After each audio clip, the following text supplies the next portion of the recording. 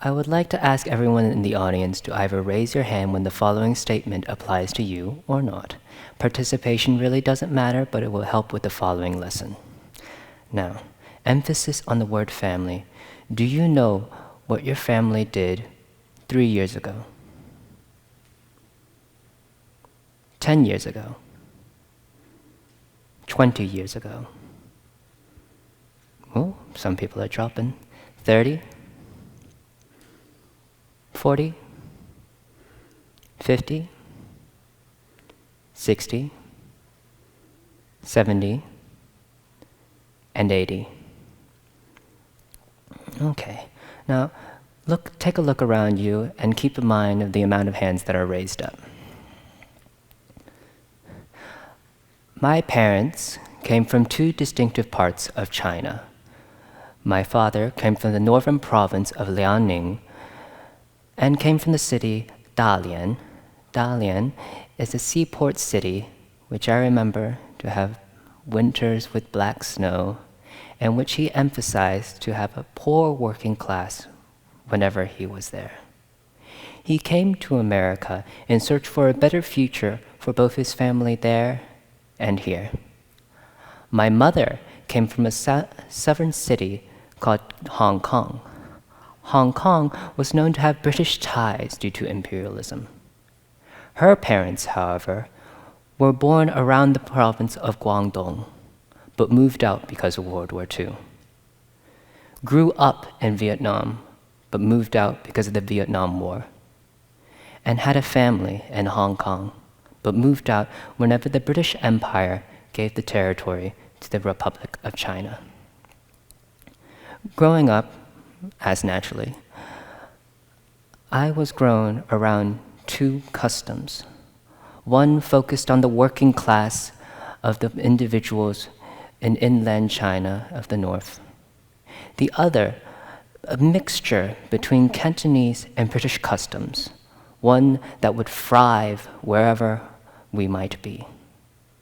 In that same childhood, I grew up around stories.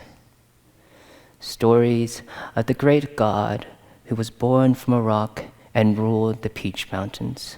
He who carried a staff and was just as mischievous as he was powerful.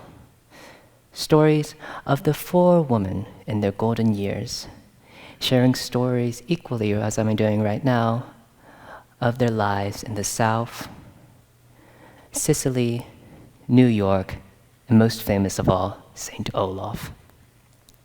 Stories of the mouse and cat, not the mouse versus the cat, hitting each other with cartoonish weaponry, making bumps, bruises, and physically impossible wounds to themselves. However, the stories that I remember the most probably due to the abnormality to my peaceful childhood, were the bad ones. Stories of what would happen to me if I were caught in the streets and the crime deals that happened in Hong Kong. Stories of the people that were forced off their sacred lands, off to a more foreign one, somewhere far away. Stories of people that look like me, speak the same language as you and I, and were just as innocent as me, beaten in broad daylight. So, 2 years ago, in what the district calls online learning, and I call Dante's True Inferno, we came upon the subject of atrocities during the 1940s. Now, naturally, as a parent that has heard the stories of these atrocities, such as the human experiments that happened near Dalian, my father's birthplace, and the encampments of comfort women near Guangdong, my mother's birthplace, I have gone accustomed to these stories. Their details, or looking at them at a detailed view, was somewhat uncomfortable to me. I thought my stories need to be kept as stories, for if I learned too much, they would become reality. But as you might know, or as you might have heard from previous examples. I have seen things around me. I have seen events that happened 100 years ago repeat themselves today.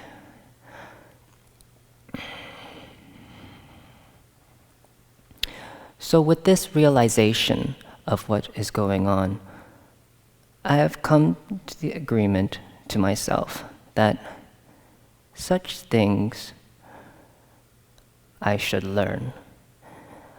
For my stories are no longer stories, but precedents of human nature, something that you and me would call history. Now, once I heard the question from my teacher, I took off my neck pillow, started typing on a desk full of papers everywhere, an empty glass of orange juice, and a plate full of crumbs. Don't judge. I typed out something similar to this.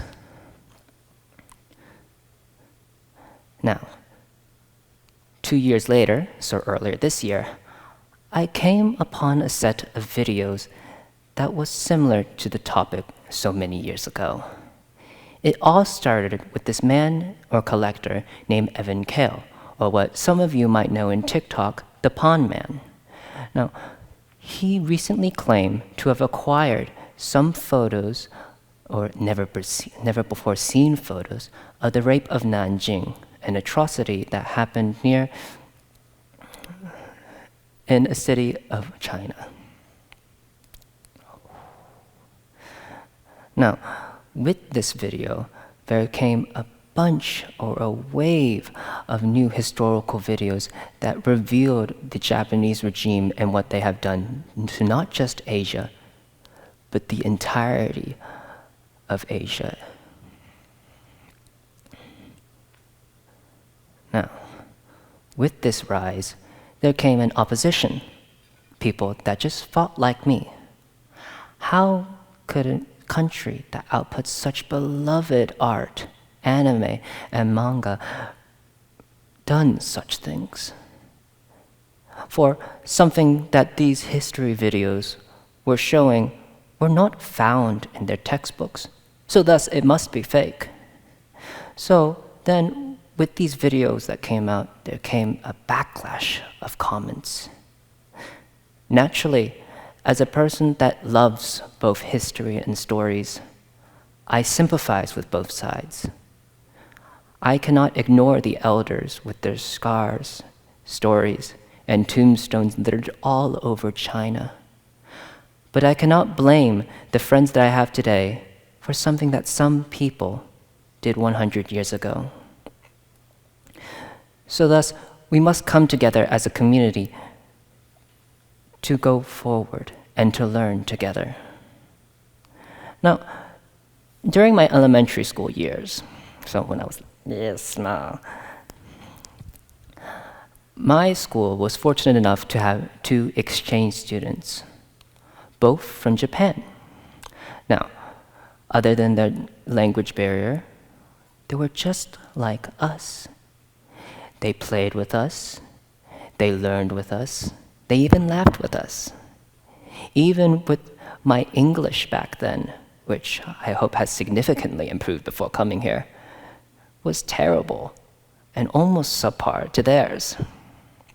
Now, one day, so later on in the year, in this class, we had a classmate that yelled at them, Chinese people killed, Japanese people killed Chinese people. With that, they were confused. I was confused too. Whenever he said that statement, it looked like it hurt. Like something was let out. Not a stream of water, but a burst to their pot. Now, with this statement, I've gone to question things. Why was he so angry? What made him this violent, as you might say? What made him say these kind of things in broad daylight? Now, with this, I looked things up on Google. What's the worst that could happen? As the saying goes, Curiosity killed this cat and beyond. Now, with this, I was in a state of being scared and confused. Whenever I went to my parents to ask more things about them, they revealed to me stories that added to that confusion. In this state of confusion, I started learning about other atrocities that happened in the 1940s. Atrocities such as the Holocaust in Europe, and the people that were starving in South Asia. Now, with a dilemma created by a child, sometimes it's needed with another child's perspective to create a solution to that. Later on in the year, I came across, or I learned, that one of my classmates was Jewish. With that, I asked him, what did he thought about our German classmate, a nice young girl? There, he stated a simple statement. However, it brought his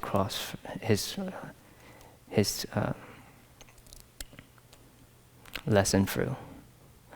I hate Hitler, not her, not the German people. Now, with that dilemma being solved, in my intermediate years, I soon learned that the reason why people were so angry at the Japanese people right now were not because of the atrocities, or not just because of the atrocities that happened so many years ago, but because they were not teaching them in their schools.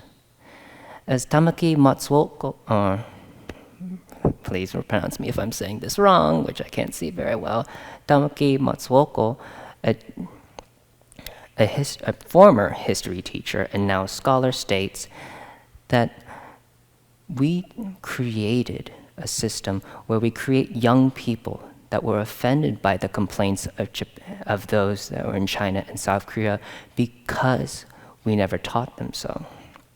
Now, as Mariko Oi, a reporter from the BBC News in Tokyo State, found that in a textbook, only 19 of the 357 pages within it contains events that were from 1931 to 1945. Such details of the events or atrocities that I have stated before were only contained within singular sentences or footnotes below. Even with an interview with author Nabokotsu Fujioka, sorry if I mispronounced that, states that some people even reject the idea of these atrocities, claiming that the testimonies of the survivor right now were simply hired actors paid for these Chinese propaganda. Even when Oim interviewed her colleagues around her, it revealed that some people were familiar with some terms, but were not familiar with terms such as comfort woman when it comes to history.